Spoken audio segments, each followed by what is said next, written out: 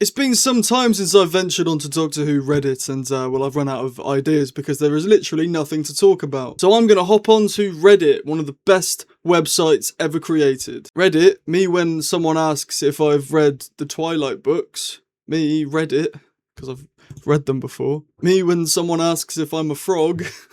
Oh, guys, I don't feel good this morning. Welcome to the Christmas time. Right, let's go. I dated one of the dozens of writers on Doctor Who. We had an ugly breakup. 10 years later, I see a new alien enemy whose character name is my last name. Poor Karen Absorbeloff. It's not funny, man. I don't understand the joke. Now, that is pretty funny, to be fair, because, like, that would be a funny last name if that was her last name. But I don't think it is. And it's bold of you to assume she. You're assuming she, her pronouns? Everyone and their mama's already pointed out. Buzzcut, companion named after a shade of red, short-lived with great potential. It's mainly RTD's fault. Kissed a bloke, started a new era on Doctor Who, leather jacket, David Tennant.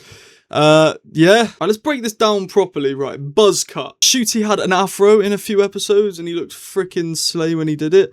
Companion named after a shade of red. Belinda's not a shade of red, you idiot. Mainly RTD's fault. I'd argue the second time was mainly Disney's fault, but we're not ready for that conversation. Kissed a bloke. The Doctor and Rogue, like, literally are just friends. I don't know what you're talking about. Started a new era. If you can call it that. I mean, we're in the pits again, so I don't know if you'd call it that, but sure. Leather jacket, yeah. I don't know who pulled it off better. David Tennant. Yeah, pretty valid, man. I feel like I'm not doing much today, but hello. I've shown my face, regardless, my beautiful, lovely face. The Doctor is a doctor. Yeah, big up Shooty, man. He's an actual doctor now. Maybe this time he'll actually face a Dalek and not be frog marched out the door, allegedly. I don't use AI for my art. I use depression like a real artist. Why don't you try be happy? And yeah. I'm so sorry. I feel like this isn't entertaining. So I'm just going to do a few more and then I'm going to go home. 10th Doctor, I used to be filled with so much compassion. Classic Doctors at the slightest inconvenience. Pulling out a gun. Yes. Because they are alien. I don't even know how to add to these, to be honest. I used to have to sit here for like 5 minutes and try and come up with a funny joke for it, but I haven't got the energy today. So you're just getting the rawness of this. In my black attire. I'm actually fully black today as well, like black hoodie, I've got black jeans on. I'm stylish, man. Shop at Matalan. Show me the best Doctor Who memes. Disney brought it back, they can do this till he's 90. Yeah, they probably won't do that because Disney aren't around anymore. But I don't know, they might do, you never know. Nothing on here is yet to make me actually laugh. Maybe this says a lot about Doctor Who fans, considering I am one. That's yep. Alright, this got a little, like, nose exhale from me. That awkward moment when you get shot by your wife in front of your wife, who then proceeds to try and kill your wife, while your best friend is off to the side, pregnant with your wife. Jeez Louise. I mean, look, honestly, right, I actually really like Stephen Moffat. We've got to give him credit, because when you have a series that sets this up, you have to somehow pay it off in 45 minutes. I think he did it quite well. There are some flaws, there are some questions. Why on earth are the Silents building some random spacesuit for this random girl when they could literally just shoot the Doctor at any given moment? But, you know, apart from that, like, I think, imagine you've got this on your plate, your wife shooting at you, and then your wife shoots at your wife, and then your mate gives birth to your wife. Like, how do you even tie that up? But he did it. He did it, man. Scottish genius. Katie Manning, who played Pertwee's companion Jo Grant, has suggested that the reason why the Doctor has two hearts is because one comes from the character and one comes from the actor playing him. Why is this on the humour one? This isn't jokes. Okay, I'll tell you what, as we're being inspirational, I'll tell you why the Doctor's so needed, going back to Stephen Moffat, right? The Doctor's great. He's unlike any other hero in fiction, right? Because he doesn't have a gun. He has a screwdriver to fix things. And he doesn't have a warship or a tank. They didn't give him one of those. They gave him a police box in which you can literally call for help from the front of it. And they didn't give him a superpower. He hasn't got pointy ears. He hasn't got breath that can set fire to things. They gave him an extra heart. He's got two hearts. Brilliant stuff. Show Doctor Who to kids, man. It'll change their lives. Yeah, anyway. Quoted directly there. Me watching the community start to revise history to say Chibnall was actually great as showrunner just because Russell T Davies was technically worse.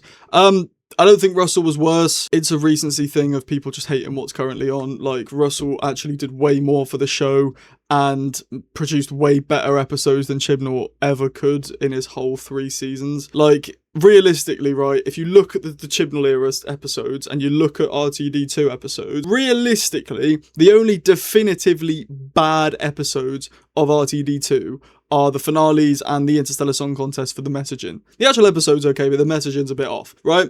The rest of them, if you don't like them, that's fair, but they aren't actually bad episodes. Like, I think the story in the engine is terrible, but definitively it's not bad because loads of other people love it somehow, for some reason. So, but the rest of the era slaps, right? He even produced a spin-off in his time back, and he secured the show a future beyond this Disney deal, which is something that Chris Chibnall didn't do. The show was actually allegedly going to be shelved after the Chibnall era. So to say that Chibnall's the better showrunner, I don't think is even, like, okay to be able to say, but because Russell came in more recently and he did some stuff with By Generation that people didn't like, you can't just forget Chibnall did The Timeless Child, which is just By Generation on steroids.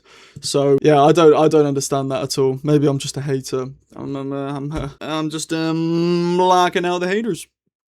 Never doing that again. Right, I'll do like 2 more. They should have used this cut. Ah, yeah, this is when David Tennant runs away. That actually is quite funny. I do find this quite funny when he just runs off. Can I just say, I love this scene. I love Doomsday, but something that's completely ruined this scene for me, right? And genuinely, click off the video now if you don't want this scene to be spoiled, because every time I watch this scene now, this is all I can think about. This strand of hair on David Tennant's head just hangs there the whole time, and it's so distracting. Look at it just flowing in the wind, just one little strand of hair, and it's all I can see every single time I watch this scene. I mean, obviously he's ran off now, but like the 5-minute chat before this, his hair, he just has like little weird strands of hair just poking out the back. It completely ruined it for me, man. It completely ruined it for me. The RTD2 era had its flaws, but Wild Blue Yonder is legitimately amazing. Yeah, it's quite good. I don't understand the, like, real massive praise for Wild Blue Yonder. Like, it is good. Shut up. Got a text. I don't understand the praise for Wild Blue Yonder over episodes like Lux and episodes like The Well and Dot and Bubble. Like, for me, Dot and Bubble clears Wild Blue Yonder any day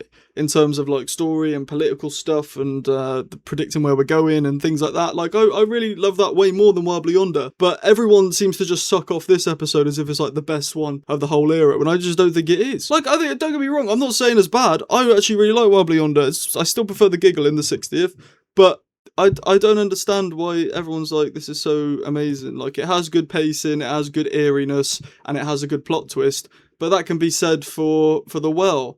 You know what I mean? And Dot and Bubble. And 73 Yards. I don't understand why this one's the one that gets so much praise out of all the others. Maybe it's David Tennant, I don't know.